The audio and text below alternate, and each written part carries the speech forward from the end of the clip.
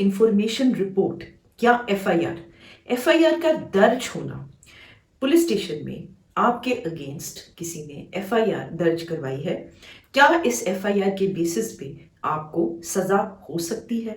एक केस में एफआईआर की कितनी इंपॉर्टेंस है? चैनल के व्यूअर्स बहुत बार ये सवाल करते हैं कि पुलिस स्टेशन में उनके अगेंस्ट किसी ने एफआईआर फाइल करवाई है और क्या इसके बेसिस पे उनको जेल जाना होगा या क्या उनको लॉन्ग टर्म सजा हो सकती है? तो इन सब सवालों का जवाब पाने के लिए पहले हमें यह देखना होगा कि एफआईआर क्या है, फर्स्ट इंफॉर्मेशन रिपोर्ट जिसे हम कहते हैं, वो क्या चीज है। और आज के वीडियो का यही मेन टॉपिक है कि क्या एफआईआर के आधार पर एक इंसान को कोर्ट के अंदर सजा हो सकती है। पहली बात है, एफआईआर क्या है? एफआईआर या फर्स्ट इंफॉर्मेशन रिपोर्ट, पहली इंफॉर्मेशन की सूचना। पहली इंफॉर्मेशन की सूचना, या अगर हम सिंपली इस बात को कहें या सिंपली इसका मतलब लें तो पुलिस को दी गई पहली सूचना कि कहीं कोई घटना घटी है या कोई अपराध हुआ है, जैसे कि आप कह सकते हैं हत्या, छेड़छाड़, जबरदस्ती, घरेलू हिंसा, चोरी, किसी अन्य तरह की आप कह लीजिए धोखाधड़ी, कई चीज़ों के लिए जो है ये एफआईआर फाइल करवाई जा सकती है। ये बेसिकली तब फाइल होती है जब एक ऑफेंस क्रिमिनल नेचर का होता है और एक सीरियस ऑफेंस रहता है। तो जब एक पुलिस स्टेशन में कोई एफआईआर दर्ज करवाता है, मींस आई विटनेस हो सकता है, किसी ने सुना है घटना के बारे में, वो हो सकता है, खुद जिसके साथ घटी है वो हो सकता है, कोई भी इंसान जब एफआईआर दर्ज करवाता है तो पुलिस जो है जहां पे अपराध हुआ है या घटना घटी है वहां पे पुलिस पहुंचती है। वहां पर पहुंच के पुलिस अपनी इन्वेस्टिगेशन स्टार्ट कर देती थी, इन्वेस्टिगेशन को स्टार्ट करती है।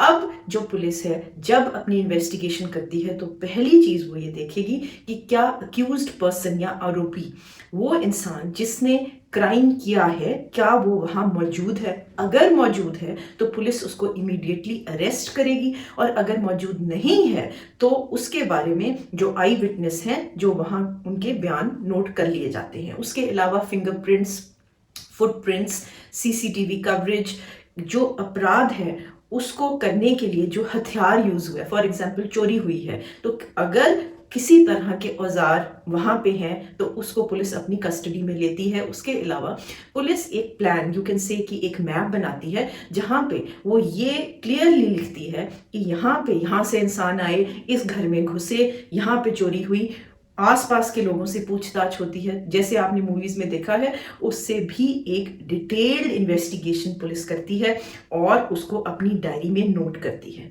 पुलिस की इन्वेस्टिगेशन की एक रिपोर्ट तैयार की जाती है। इंपॉर्टेंट थिंग, जो आपको बहुत इंपॉर्टेंट बात जो ये मैं बताना चाहती हूँ वो ये है कि एफआईआर और पुलिस की रिपोर्ट दोनों अलग अलग चीज हैं। जो एफआईआर है वो सूचना थी, और जो पुलिस की रिपोर्ट है उसमें ये सब चीजें जिनके बारे में हमने बात की है, ये सब एविडेंस और जो गवाह हैं उनके बयान, सब कुछ इसके अंदर उस टाइम पे कि क्या हुआ था क्या नहीं हुआ था, जो डिटेल गवाहियां ऑफ कोर्स वो जाके आपके जब केस चलेगा तब कोर्ट में जाके ली जाएंगी, लेकिन उस टाइम पे जो भी एविडेंस है वो पुलिस इकट्ठा करती है, एक रिपोर्ट में डालती है और कोर्ट में आरोपी के समेत उसको पेश करती है। तो कहने का तात्पर्य यह है कि केवल एफआईआर के आधार पर कोर्ट जो है सजा नहीं सुना सकती।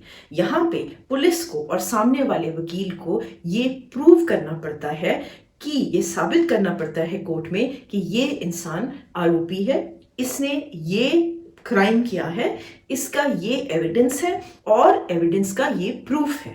तो अपने तरफ से या वो कहें कि नहीं एफआईआर अकेली बहुत है, ऐसा कुछ नहीं है।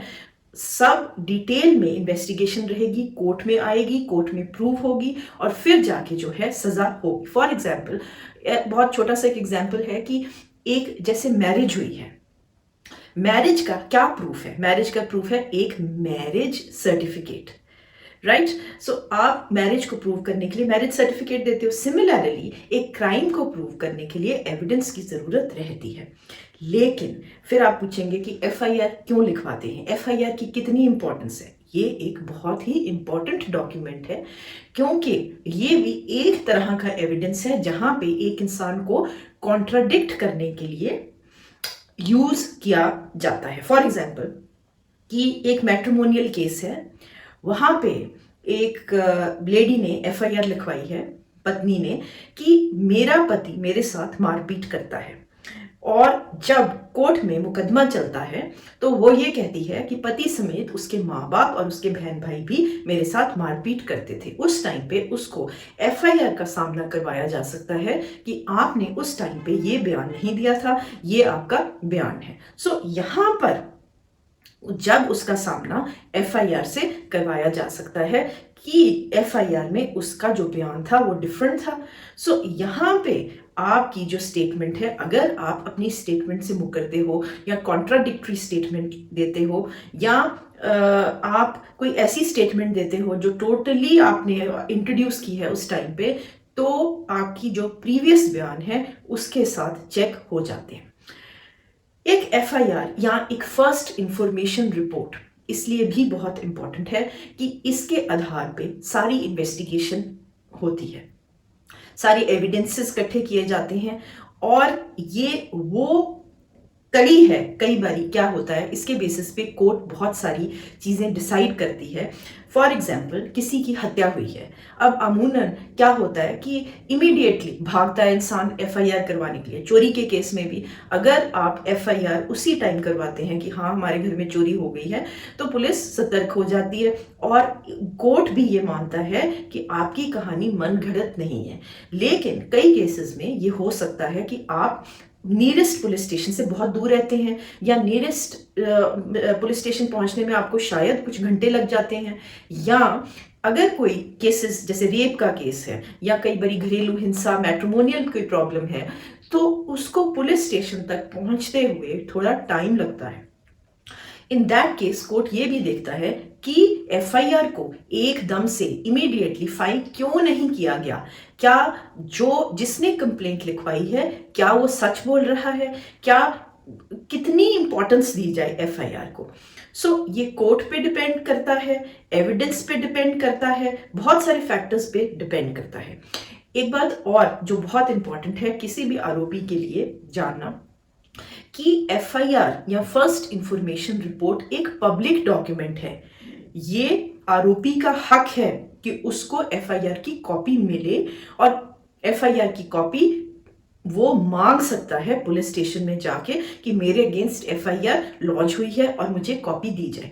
सिमिलरली अगर आप आजकल वैसे ऑनलाइन जो है वो आपको एफआईआर की कॉपी आप इजीली ले सकते हैं। फॉर एग्जांपल बहुत सारे स्टेट्स ने एफआईआर ऑनलाइन लगाई है। आप करेंगे एफआईआर, आप हरियाणा कर दीजिए तो आपको एफआईआर की कॉपी ऑनलाइन मिल जाएगी। सो बेसिकली आज का जो वीडियो है उसका बेसिक उद्देश्य ये था कि आपको पता होना चाहिए कि एक एफआईआर की कितनी वेटेज है या कितनी इंपॉर्टेंस है।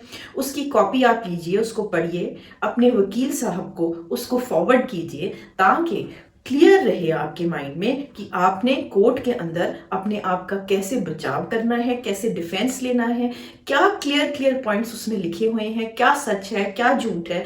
इस सब को क्लियर करने के लिए आपके पास एफआईआर बहुत इंपॉर्टेंट होनी चाहिए और आपको ये भी पता होना चाहिए कि एफआईआर की ओवरऑल कितनी वेटेज या कितनी इंपॉर्टेंस रहेगी केस के अंदर।